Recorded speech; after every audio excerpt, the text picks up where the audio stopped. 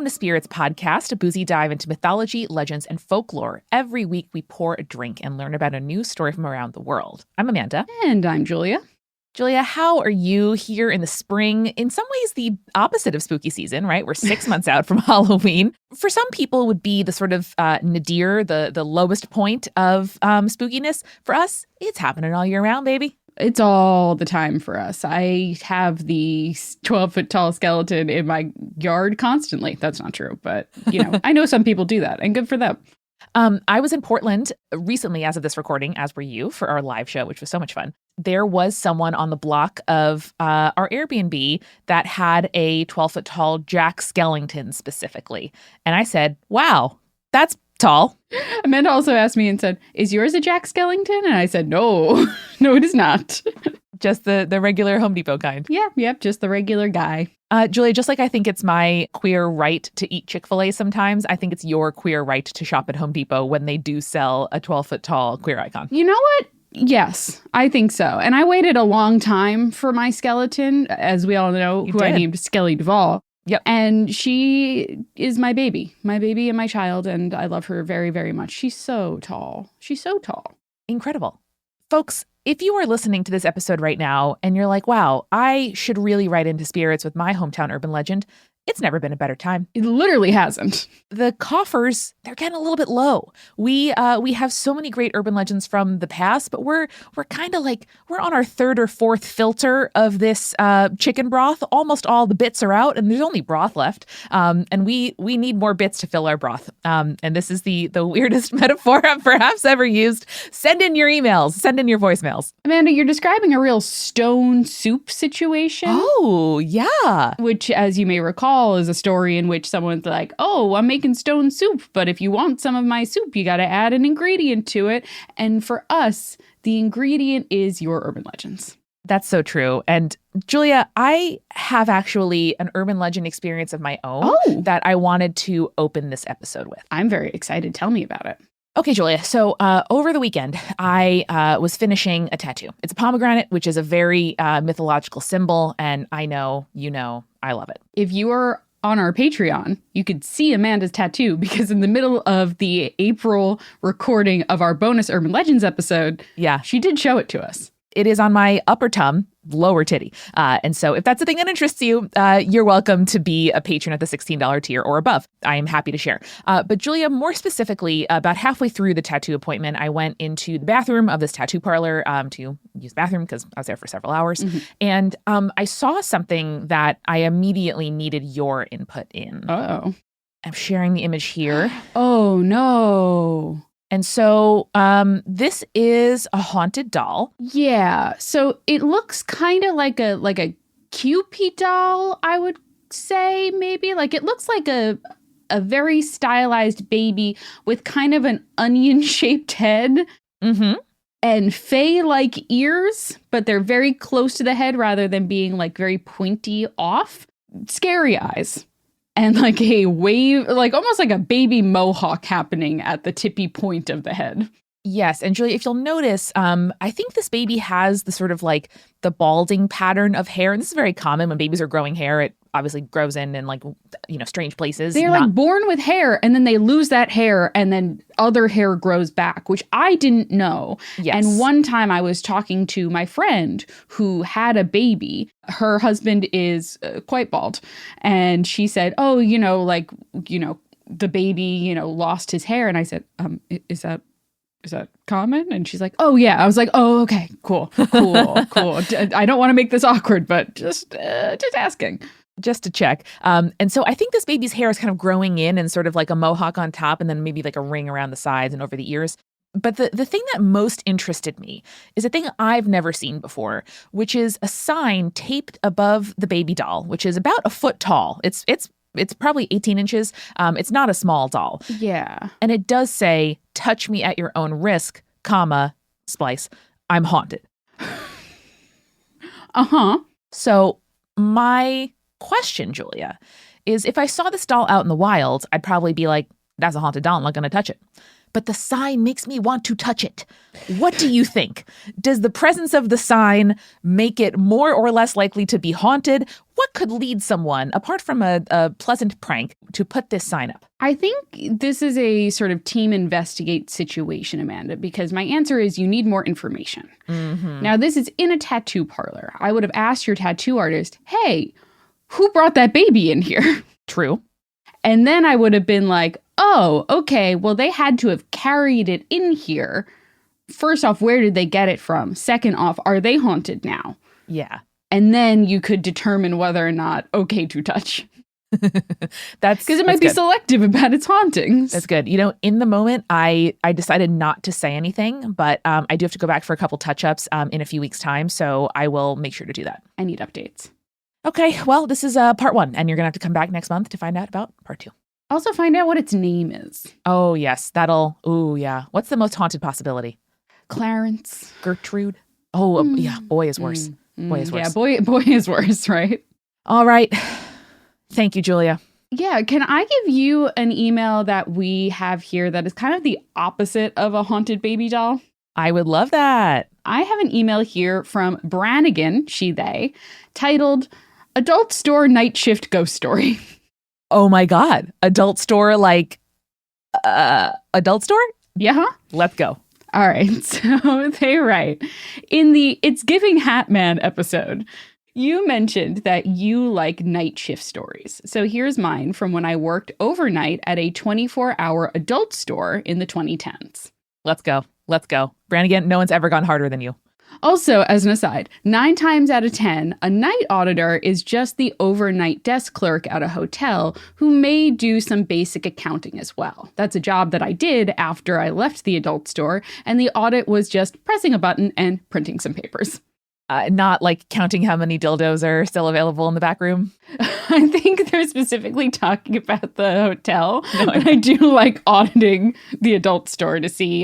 You still have to do inventory at the adult store. You need to know if you need to order more fleshlights. I get it. Exactly. I get it. There are different sizes of plugs and you need different ones and you need to stock a variety. And you have to specify whether or not they're vibrating. Mm-hmm. I get it. I understand. Very different. Mm-hmm. So she continues. Anyway, so this was late at night, probably between 1 and 4 a.m. I was in the back of the store straightening DVDs and generally tidying things. Normally at that hour, there would be 2 of us there, but we were shorthanded, so I was working alone. I can't think of a worse place to be working. Well, I can think of worse places to be working alone, but this is pretty top tier in my mind. Yeah. The DVD area was separated into 2 rooms with a double door frame between them. I'd bent down to straighten some cases on a lower shelf, and as I stood back up, movement in the doorway caught my eye. Uh-oh. A shadow figure leaned into the doorway, as if checking out the room, then leaned out of view again. I could see no distinguishing features other than long hair that swayed as they moved out of view. Considering I was supposed to be alone, this was fucking scary. Now, Julia, I know you talked about this before, where something about like the detail on a shadow figure really gets me, because I expect that they're just going to be kind of a void and almost like an absence of light or the environment that you expect. But when there's enough definition to see hair or nails or eyes or teeth, that's when I'm like, oh, I'm doubly noped out of here. Yeah, when we think of shadow figures, I think we just think of a silhouette. However, yeah, the idea of like, it's not just a static thing that's moving, but rather there are physics to the hair, that is not great. I don't like that, actually. You're right, because it's about the figure like interacting with the environment and being affected by wind and motion, which makes it more real and I think more like grounded in right here and now in the same physical space I am, which also means I'm vulnerable to it. Yeah, and I also think that there's something about the idea of like, you can kind of dismiss something as being a shadow rather than a shadow figure when it is this sort of static thing, but when it is interacting with other things at large, that's particularly scary. Yeah, you're unlocking a core memory for me of trauma, which is which is in the Peter Pan movie where the shadow decouples from the person. Moves on its own. Yeah, that remains like a primal sort of like thing in the back of the mirror, or like your reflection decoupling from you and doing something different in the mirror. It's that and my shadow decoupling from my body that just give me like a visceral no. Even scarier in the stage version too. Very much so. So they continue. Obviously, my mind immediately went to debunking what had happened, and in this instance, I at least was team investigate. Surely this was just a customer who was a shadow for some reason, and I hadn't heard them come in. I was too far back in the store to have heard the door chime. I ran back up to the front and checked the camera monitors and saw nothing. If it had been a person, unless it happened to be Usain Bolt, unlikely, I would have seen them in the parking lot or heard the door chime again as they left. But nothing. I searched the whole store, keeping my back to the wall as best I could, but still came up empty. I had to put my big girl panties on, which we also sold, to finish out my shift without completely freaking out. In the morning, the managers came in and I told them what had happened. I did so in a sort of laughing and joking way so they didn't think I was out of my fucking mind. As I stood in their office recounting the story to them, their eyes widened and one pointed to the filing cabinet behind me. I turned around and saw what appeared to be your standard issue 2-drawer metal filing cabinet. A filing cabinet that had been closed when I walked in. The filing cabinet that now had the bottom drawer pulled halfway out with no intervention from any of us. I had to work alone again that night, but fortunately, that was the last ghost activity I experienced there.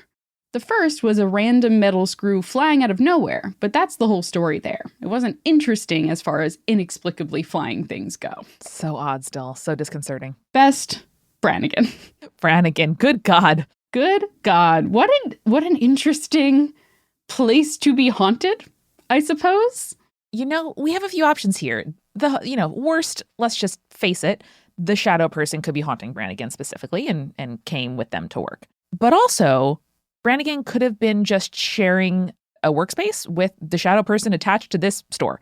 And I don't know if the store was always an adult store and it was purpose-built or if, it was something before, but it might be disorienting as a shadow figure, depending on, I guess, your attitudes towards sex when you were alive, to sort of like vault into the afterlife or the nether region or, hell, and then find yourself in a den of vice.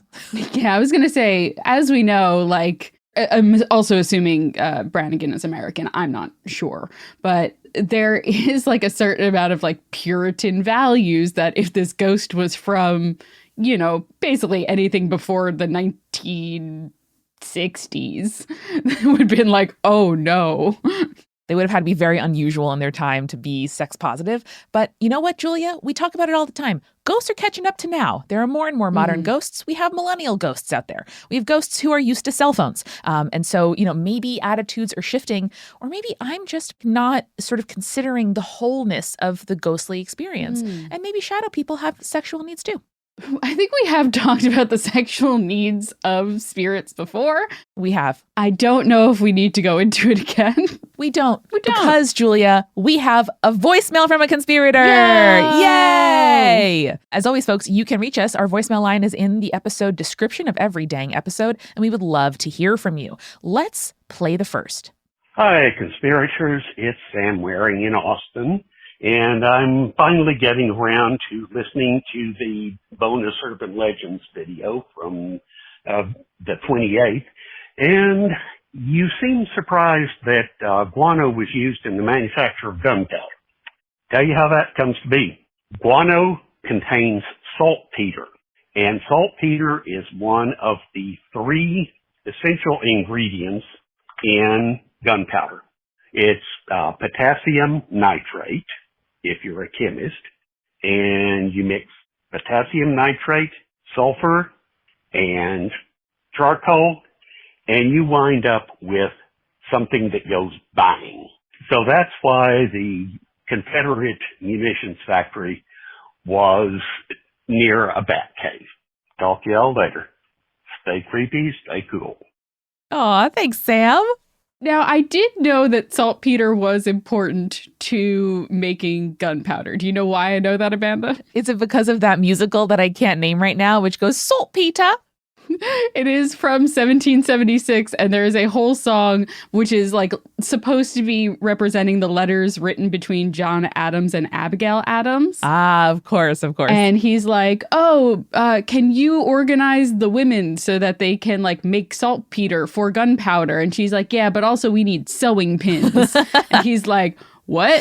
She's like, there's a war on, there's no pins. And he's like, saltpeter's more important. She's like, bitch, I want pins. And he's like, fine. And then the musical, like, basically his like big moment song ends with him being interrupted because his wife has sent the saltpeter that he asked for. And he's like, get every pin in Philadelphia and send them to my wife. It's really good. It's really good. Incredible. Thank you, Sam. That was a wonderful context and addition to a bonus Urban Legends episode you can hear if you join the Patreon at patreon.com/spiritspodcast. And as a reminder, you can sign up for a 7-day free trial by going to patreon.com/spiritspodcast. You sure can. You can even gift a membership to someone else if you are the coolest partner or friend in the world. But Julia, we got another voicemail hot and fresh out the kitchen. Another one. Damn, Amanda. Let's go.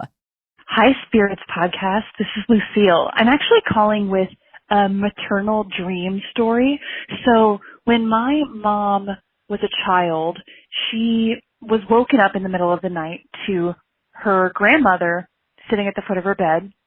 And then her grandmother walked down the hall into her mom's room. That night, her grandmother died. She wasn't actually in the house. She just came to say bye for the last time. Okay, pausing the voicemail for a second. I know it's kind of a trope, but it doesn't fail to move me every time we hear it. Well, you know what? I think this one's particularly interesting, Amanda, because oftentimes when we do hear a story like that of like, oh, they were sitting at the end of my bed and was saying goodbye for the last time, that's kind of the end of the experience. But the fact that she then got up and then went down the hallway to visit a different person, that's a twist that I haven't heard before. Yes, you're right, because it's often a sort of like blink in, blink out situation. And then, later you're like, oh my goodness, that was the final, moment. Or the person like goes back to sleep and then in the morning they find out that that person has passed. But the movement away is very, very interesting to me. Quite. All right, Lucille. Okay. So then when my mom had my older sister had this dream where she could not find my mom. There was a crowd of people in my mom's room, but she could hear my mom calling out for her. The crowd of people was around her bed. The same night, my mom had a dream that there was a crowd of people around her bed and she could hear my sister's voice, but she couldn't get to her. Lucille, your mom and your sister are too connected, okay? This is something else. First off, I want to get to the weird connection part there. But the idea that your sister is having a dream where in my interpretation it is all the ghosts are surrounding your mom, or even, that's very scary. Or like, I don't like, that thing where every face in a dream, I don't know if this has been disproven or not, but like every face in a dream is a face you've seen because your human brain can't just like composite up a new face, whole cloth. But like, what if it's the visages of people that you've either seen before or that you will see in the future? Both of those are very scary. I don't like that. I don't like that at all. One makes sense, the other doesn't. And also from the, I almost see it more from the parents' perspective of like, that must be a fear of like, oh, my kid, is lost and is calling for me or I can't get to them. Like, you want to be able to protect them and find them. That's scary. From the kid's perspective, that's also so scary to go into your parents' room and see anything except your parent or parents there in bed.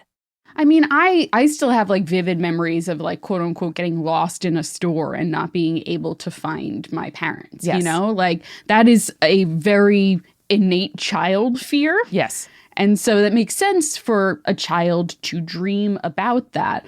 But the connected dream, I wonder if your sister told your mom about that and then your mom kind of like projected that into her dream, like that is like such a concern that wheedled its way into your mom's thoughts that it then, happened in the dream.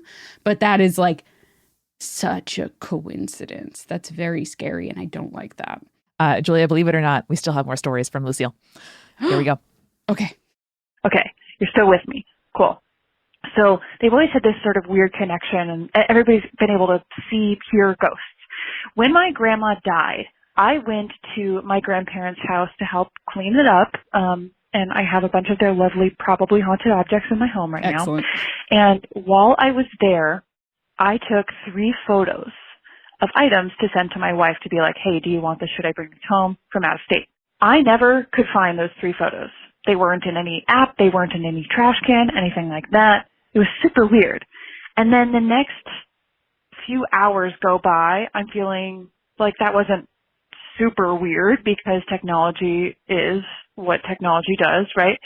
And then I heard a knocking sound come from the room that my mom was in when she was a little girl.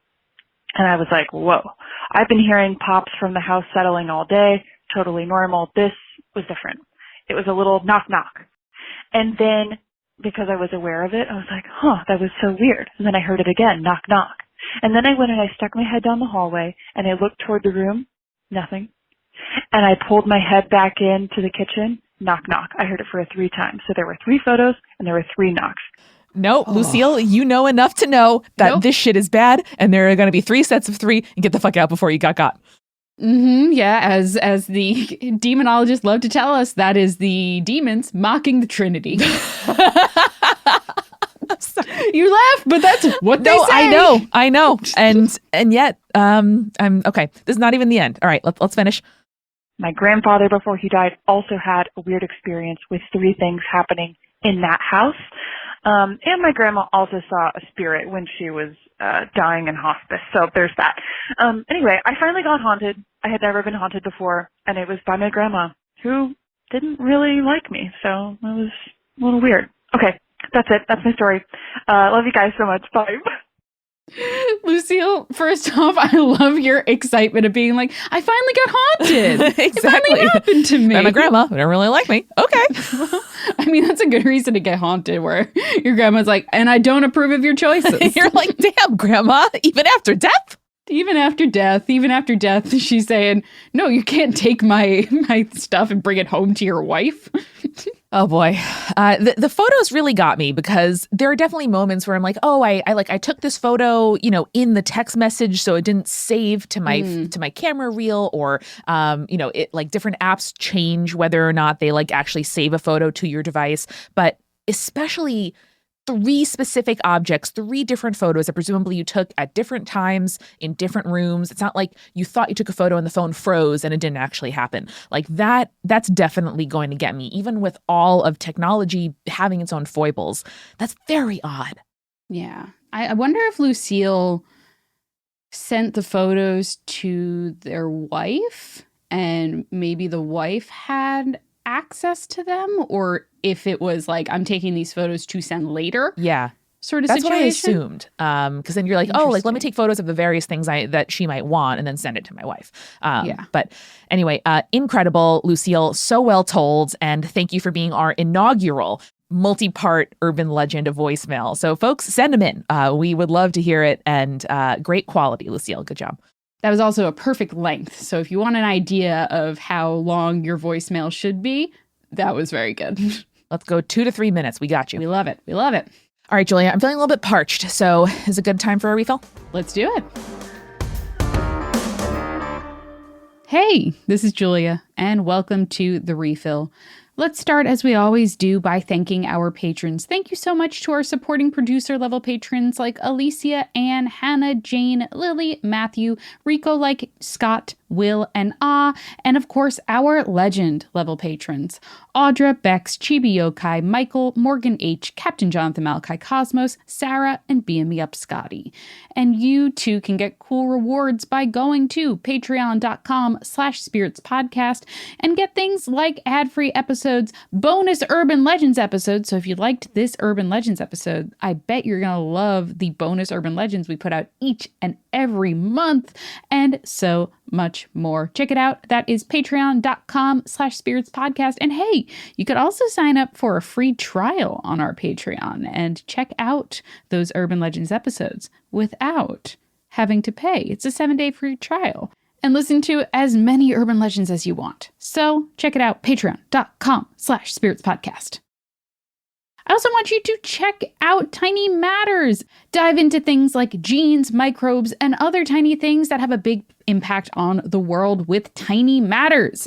Join scientists Sam Jones and Deboki Chakravarty as they take apart complex and contentious topics in science and rebuild your understanding. From deadly diseases to ancient sewers to forensic toxicology, Sam and Deboki embrace the messiness of science and its place in the past, present, and future. Tiny Matters releases new episodes every Wednesday and is brought to you by the American Chemical Society, a nonprofit scientific organization that connects and advances chemistry and the broader scientific community. So subscribe to Tiny Matters today, wherever you get your podcasts.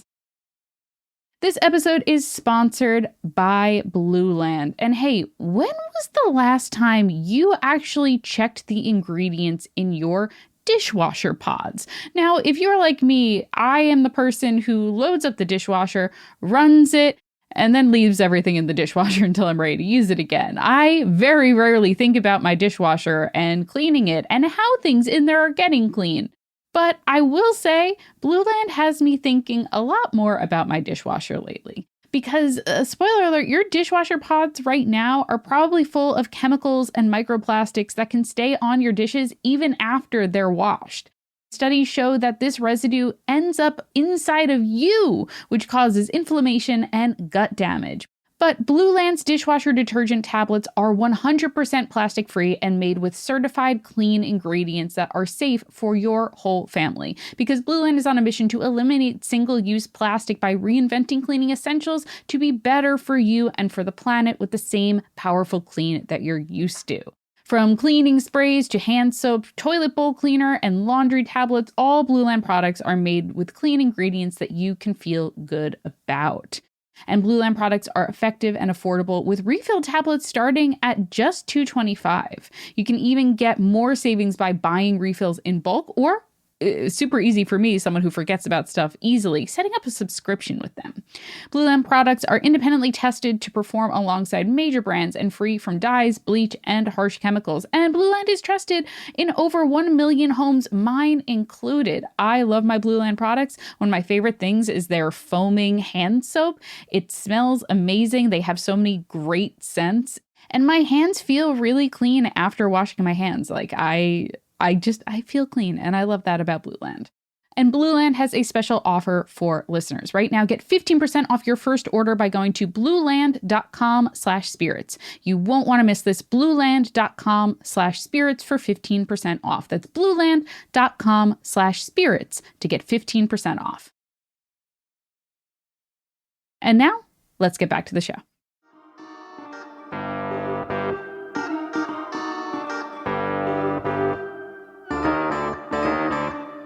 Amanda, we are back. And hey, what have you been enjoying mocktail-wise lately? Well, Julia, the late, great Greenpoint Brewing Company has closed here in my neighborhood, which is too bad. So I have been going through a couple of the six-packs that I picked up from them before they closed. Happily, that space is turning into a pinball bar. So could be much worse for Amanda specifically, but I am, going through that. And the same week, Van Brunt Distilling, which is a whiskey distilling company from Red Hook, Brooklyn, closed its doors after more than a decade. And Eric and I have in our house like whiskey barrels from their distilling company that we bought when they were no longer watertight. So I am looking at those two beautiful barrels with like even more fondness and love, and seeing them as the mementos of this lovely tap room and hometown hero that they are. Oh, that's sad but lovely. Much like most ghost stories. Thank you. How about you?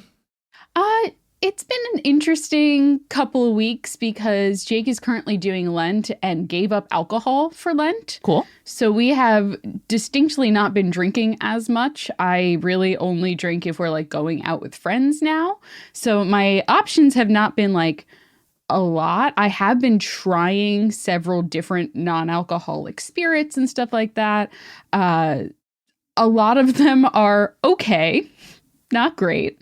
But I did find that there is a non-alcoholic whiskey out there that I genuinely enjoy. Hey. Jake was like, it's a solid like 5 or 6. And I'm like, I like everything about this actually. This is a Julia 10. That's great. It was like a Julia 8, I would say. Okay. But it's pretty good. And it's a fairly popular brand. It's Ritual. It's what our local beer distributor happens to sell in terms of non-alcoholic beverages. Nice. Not bad. You know, it has a very distinct, like almost warm vanilla sugar scent to it when you smell Cool. like if you remember the smell from Bath and Body Works lotions from our childhood. Julia, I'll never forget it. It kind of has a little scent like that. So when Jake has a glass of it and he finishes the glass, I'm just like, Sniff, sniff. it smells really good. That sounds like it would be really good in whiskey or sort of like old fashioned, style of drink. So that's awesome. I'm so glad you guys have those options. Yeah, Jake loves an old fashioned. So I specifically was trying to find a nice whiskey. And they also they add a little spice to it in order to kind of try to mimic the quote unquote alcohol burn that straight spirits have. And it's not quite the same, but as someone who enjoys a spicy liquid, I genuinely like it. Jake thinks that it doesn't quite hit the mark, but I'm like, I like that it kind of has a little like peppery bite to it. It's kind of nice. Awesome. I feel like we're living in a great age for mocktails, for low and no ABV drink options, and I am so into it. Yeah, there's a restaurant that recently is closing to rebrand by us, and they had a fantastic mocktail that Jake was enjoying quite a lot lately called the Winter Solstice. And it had like Lyre's, which is another non-alcoholic brand, their version of kind of like a Campari or an Aperol, like they call it their Italian bitters. Yeah. And then it had a rosemary orange syrup to it. Ooh. And it was quite good. It was quite good. As spring is springing here, I am going to be growing mint and dill on my fire escape this summer because there's nothing I like more than a seltzer over pebble ice with a big sprig of mint in it. And I just want to, have that more and more for my little fancy treat yourself, treat of the day. Well, Amanda, I have wild mint growing in my backyard. So if you don't want to buy seed or, plant from a garden, you can have some for free. Let's do it. Hell yeah.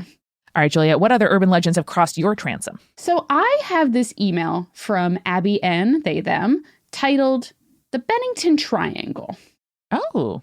Hello, love the podcast. Not sure if you've covered it, but the cute little Vermont town of Bennington is majorly haunted. Now, is Bennington a preppy clothing brand or am I making that up? I don't know. I've never heard of that before. I don't think you're making it up. United Colors of Benetton Ah, is different. there you go. Moving on. Shirley Jackson and Donna Tartt both wrote spooky stories about this town. People have disappeared, and more tragically, people have passed away and linger. I went to Bennington College, and the dark Vermont winter made everything super spooky. Now, I feel like Bennington is one of the origin sites of the dark academia micro trend from we're the going to get 2010s. to it. Oh, good. We're Okay. getting to it. Okay. Phew. I went to Bennington College, and the dark Vermont winter made everything super spooky. It is darker than your average suburb because it has very little light pollution. Shirley Jackson wrote The Lottery and Haunting of Hill House on campus. The Hill House in question is the college music building, Jennings Mansion. Oh, no. Late at night in this building, a lot of people, including myself, have heard music coming from completely empty practice rooms. I was there late one night and heard footsteps. Now, I'm not going to lie to you, Julia. If I knew about this legacy when I was applying to colleges, I might have done it. I might have chucked one in the Bennington email inbox just to see. Well, Amanda, I think that especially if you were, going to college in 2018 and on, you might have doubly wanted to go here because Donna Tartt also wrote a haunting novel called The Secret History. Oh, yes. About some definitely not Bennington college students that study ancient Greek in a culty class and murder somebody. They sure do. And that was the sort of kickoff of dark academia. Mm-hmm. She attended Bennington, and every location reminds me of Bennington. Oofed. Before I was born, my dad spent the night at an Appalachian trail shelter in Bennington's woods. He heard rustling and grunting in the middle of the night, but it turned out to be a porcupine eating poorly secured food trash. Oh, boy. It's pretty funny. While I was in college, we talked about the woman in white, who was a disappeared hiker from the 1930s. Oh my God. I once... Sorry, just the idea of a woman hiker in the 30s just gave me a little like gay flutter. But disappeared, a little less of the flutter. Wearing trousers? Maybe she disappeared to live a life of lesbian luxury. We don't know. Maybe, we don't know. I once saw her when I was walking to my dorm late one night, and she was walking away from me towards the woods. She blended into the snow, so I only saw her in motion. I had an unsettled feeling and decided to let her do her thing and went home. I think most New England universities are haunted. A lot of late night creative students making their own fun, and really old buildings are a perfect recipe for ghost stories. Now, I was intrigued because Abby mentions the Bennington Triangle, and I really appreciate that they talked about their own experiences and stuff like that. But I wanted to see a little bit further into the Bennington mythology and stuff like that. So I did do a tiny bit of research, and I found an article from legendsofamerica.com. Okay, an iconic urban legend repository. And this is all about the Bennington Triangle of Vermont. All direct quotes from this website. Cool. The Bennington Triangle, centered around Glastonbury Mountain in Vermont, has long been known for strange events, including UFO activity, Bigfoot sightings, strange lights and sounds, and the location where 5 people disappeared in the 1940s and 50s. Oh no. The area is said to be cursed, according to Native American tradition. Okay. Let's learn more about that. Yeah, it goes on to say an Algonquin legend warned of a malevolent stone in the mountains that would open up and devour anyone unlucky enough to step on it. Again, not sure what the source is on this, but just sharing a little bit more about that. The phrase Bennington Triangle was coined by New England author Joseph A. Citro in 1992, who said the area shares characteristics with the Bridgewater Triangle in neighboring Massachusetts, which I believe we've talked about in previous episodes, but I'm not entirely sure. I assumed it was named after the Bermuda Triangle, which maybe both ultimately are inspired by. The stretch of woodlands around Glastonbury Mountain include the towns of Bennington, Woodford, and Shaftesbury, as well as the ghost towns of Somerset and Glastonbury. Wow, this is really giving we came from England and settled in Vermont, in modern day Vermont. For more than 2 centuries, there have been numerous sightings of a Bigfoot-like creature on the Glastonbury Mountain area that has been known as the Bennington Monster. One of the first reported sightings occurred in the early 1800s when a stagecoach full of passengers was forced to stop on a washed-out road. The stage driver first noticed huge footprints in the mud that were too large to be human. Then, the coach was attacked by a giant creature who knocked the vehicle on its side. The frightened passengers could only see a pair of eyes before the monster roared and ran into the forest. Wow. Later sightings describe the creature as a large, hairy, black thing standing over 6 feet tall, which is very funny because I feel like that describes a lot of modern people. It could just be an unusually tall person, of course, wearing a skin, right? Wearing a fur. And I love the idea because it's, obviously highway robbery that we get that phrase because there were people who would lurk on the side of highways and then rob the rich people who could afford stagecoaches. Highwaymen. Exactly. Great romance novel trope, by the way. I love the idea that it's a local being like, hey, you can afford a stagecoach? Fuck you. I'm going to rob you. Yeah, that's fair. That's fair. This one's a great one, Amanda. There have long been stories of people going missing in the area, including a man named Carol Herrick in 1943. Don't you miss the male Carol, Julia? I do miss a male Carol. Big fan of a male Carol. Shout out. Male Leslie, male Carol. We love you. Herrick went missing during a hunting trip about 10 miles north of the ghost town of Glastonbury. His body was discovered 3 days later, surrounded by giant, mysterious footprints. He had been squeezed to death. I didn't know that was possible. Apparently. Oh, no. During a 5-year span beginning in 1945, people began to disappear regularly. How regular is regularly, I need to know. I never want to hear the phrase squeezed next to the phrase to death. And I never want to hear the word disappearing next to the word regularly. No. That's pretty bad. They should repel like ends of a magnet. The first to go missing was a 74-year-old hunting guide named Mitty Rivers. That's a great NPC name for your next D&D group, just a heads up. Writing that down. On November 12, 1945, Rivers, who knew the area well, was leading a party of 4 hunters in the area of Hell Hollow in the southwest woods of Glastonbury. Wow. As he led the group back to their camp, he got ahead of them and never returned to camp. Initially, the other hunters weren't concerned, as their guide was a skilled woodsman. However, when Rivers didn't resurface, an extensive search was conducted by 300 concerned locals and U.S. Army soldiers dispatched from Massachusetts' Fort Devens. Though they combed through the vast wilderness for 8 days, the only thing found was a rifle cartridge of the same type that Rivers used. There was no evidence of an animal attack, and his body wasn't found. Even after this exhaustive search, many locals believed that the knowledgeable woodsman would be able to survive and would soon resurface in town. But he never did. Wow. Rivers disappeared along the Long Trail Road area and Vermont Route 9. Wow. A year later, 18-year-old college student Paula Weldon went hiking on the Long Trail on Sunday, December 1st, 1946. I think this might be our woman in white. Oh, yes. However, the next line is, wearing a bright red jacket. Several people had seen her go, including a store employee in Bennington who had given her directions and an elderly couple who were hiking about 100 yards behind her for a time. There was no concern until the college sophomore failed to attend her classes at Bennington College the next morning. Afterwards, an extensive search was conducted, including more than 1,000 people searching, aircraft surveillance, posting a $5,000 reward, and help from the FBI. Oh my God. The elderly couple who had seen her on the trail said that she seemingly disappeared after she turned a corner on the trail.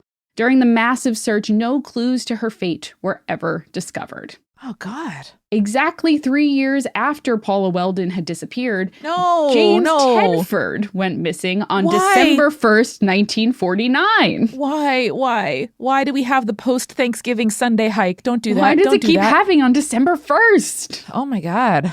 A veteran resident of the Bennington Soldiers' Home, Tedford had been in St. Albans visiting relatives and returned home on a bus when he vanished. According to witnesses, Weldon was one of 14 passengers on the bus at the last stop before arriving in Bennington. However, when the bus arrived in Bennington, he had seemingly vanished. How you get lost on a bus? How do you get lost from a bus between one stop and the other stop? I don't know. Bennington Triangle. Are you a convicted felon who escaped out the toilet? If so, good. I'm glad for you. But what? His belongings were still in the luggage rack and an open bus timetable on his vacant seat. No one had seen him get off the bus, and he didn't disembark in Bennington.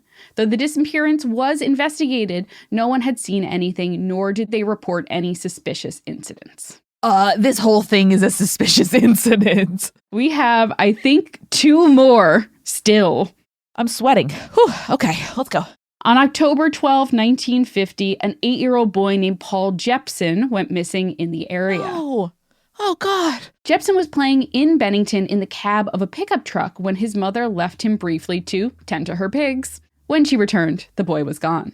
After looking for the boy in the immediate area, he was reported missing, and hundreds of people assembled in a search party. Remember when you could just report someone missing and it hasn't been 24 hours? Mm-hmm. Cool. Bloodhounds were also brought in search of the boy, which picked up his scent and followed it toward Glastonbury Mountain, but it was lost at a nearby crossroads, suggesting a possible abduction by a motorist. The boy's father said that Paul had been talking about visiting the mountains for several days. Though the area was searched for several days, no clues or remains of the boy were ever found. Oh my God. How do people who do true crime do it? That's so sad. I know. It's too sad. Just 16 days later, Frida Langer went missing on October 28, 1950. She and several other family members were camping in the woods near Glastonbury Mountain. The 53-year-old Langer, alongside her cousin Herbert Elsner, left their family campsite near the Somerset Reservoir to go on a hike. However, when they were just a few hundred yards from their campsite, Langer slipped and fell into a stream, soaking her clothes and shoes. She then asked her cousin to wait as she ran back to camp to change her clothes.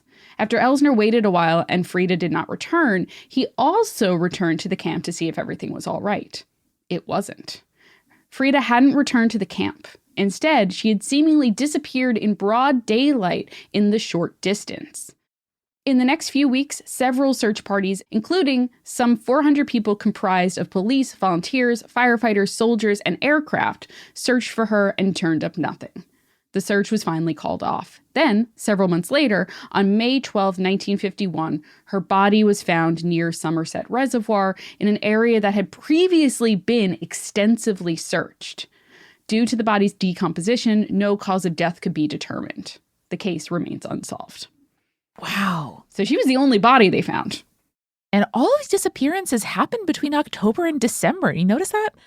Yeah, that is interesting. I mean, that is not a great time to be hiking in Vermont. Yes. And also days are probably shorter. Like days are obviously getting shorter. So you may not be used to nightfall, which is certainly a risk factor. But oh my goodness, this is so much deeper than I thought. Yeah. Langer was the last person to disappear and the only one whose body was found. Though no direct connections have been found that tie these cases together other than geographic area and time period, some claim that these disappearances were the work of a serial killer.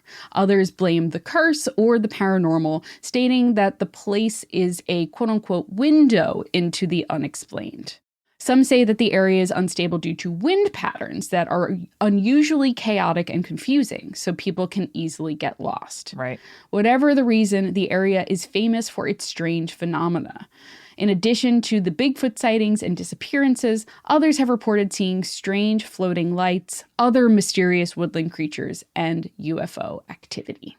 Well, sounds like a new Wikipedia rabbit hole for me to go down tonight because I'm trying to fall asleep. Oh, yeah. And folks, if anybody has experience with Bennington College or Bennington, Vermont, or just that strange triangle, we would love to hear it. I would like to hear more about that. And especially this is one of the birthplaces of dark academia as a genre. So I'm sure there are some spooky tales to come out of there.